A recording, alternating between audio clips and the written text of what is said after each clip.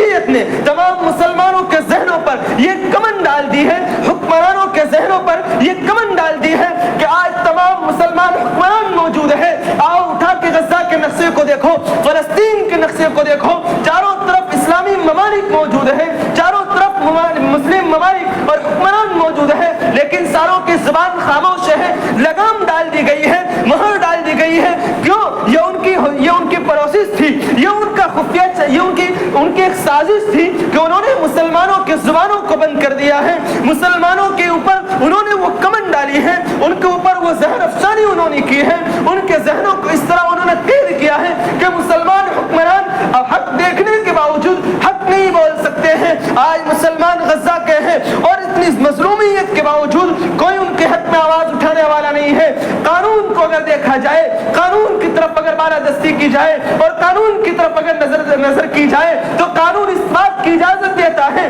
ہمارا ملک بھی یہ اجازت دیتا ہے، ہمارا ملک کا دستور بھی یہی اجازت دیتا ہے کہ تم مظلوم کے ساتھ کھڑے ہو۔ اور ہندوستان کی تاریخ میں ہے، گاندھی جی نے اپنی زبان سے یہ لفظ کہے تھے اور فلسطینیوں کی حمایت میں الفاظ کہے تھے، اور ہمارا ملک اس بات کی اجازت دیتا ہے کہ ہم مظلوموں کے ساتھ کھڑے ہو۔ لیکن باوجود یہ آج کوئی بھی مسلمان غزہ کے حق میں بولنے والا نہیں ہے، فلسطین کے حق میں آواز اٹھانے والا نہیں ہے۔ آؤ 7 اکتوبر کی تاریخ کو اٹھا کر دیکھو، اس کے بعد سے تم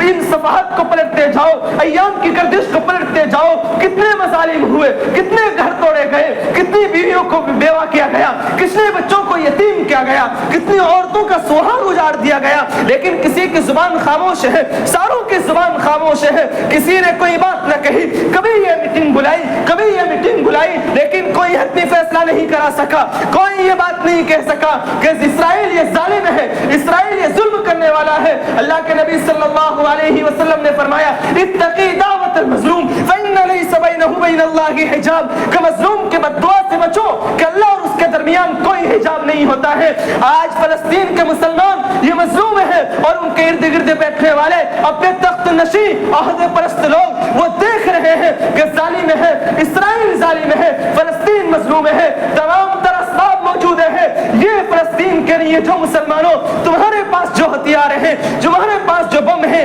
تمہارے پاس جو بارود ہیں، تمہارے پاس جو فوجیں ہیں، تمہارے پاس جو اسلحہ ہیں، اگر تم ان فلسطین مسلمانوں کے حق میں اگر استعمال نہیں کرو گے، بتاؤ کہاں استعمال کیا جائے گا وہ بم جو تمہیں غیروں کے لیے بنایا ہے۔ آج مسلمانوں فلسطین کی حالت یہ ہے کہ تم ان کے لیے وہ جہاد کے لیے آلہ استعمال کرو جو تم نے غیروں کے لیے استعمال کے لیے بنایا ہے۔ آج ہمارے مسلمان چاروں طرف سے دبے کچلے ہیں، چاروں طرف سے دبا دیے گئے ہیں، کوئی حق بولنے کو تیار نہیں ہے، کوئی حق کہنے کو تیار نہیں ہے، ساری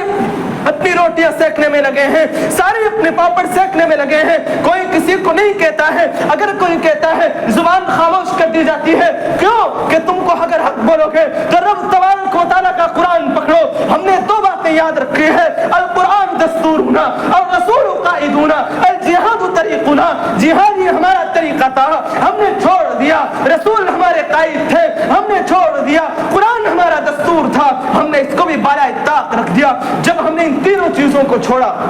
تو کفر ہم پر حاوی ہو گیا، اور جب کفر ہم پر حاوی ہو گیا تو پھر آج ہم مظلومیت کے شکار ہیں، در در کے بھیک مانگ رہے ہیں، در در کے ٹھوکریں کھا رہے ہیں۔ لیکن آج مسلمان اپنی گردن کو اوپر اٹھا کر نہیں چل رہا ہے۔ کیوں؟ اس لیے کہ اس کے پاس تمام آلات ہونے کے باوجود حقیقی ایمانی بصیرت اس کے پاس نہیں ہے،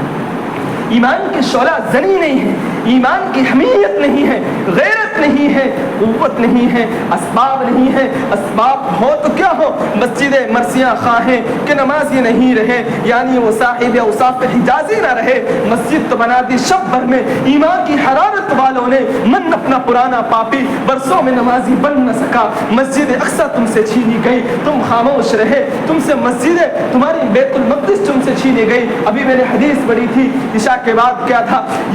عمران بیت المقدسی خراب یثریبہ، خراب یثریبہ، خروج الملحمتی، خروج الملحمتی، فتح قسطنطینیہ، فتح القسطنطینیہ، خروج الدجالی۔ اللہ کے نبی نے فرمایا کہ بیت المقدس اگر آباد ہوگا، بیت المقدس اگر فتح ہو جائے گا تو مدینہ کی بربادی ہو جائے گی، اور یہ ہمیں بالکل واضح نظر آ رہا ہے۔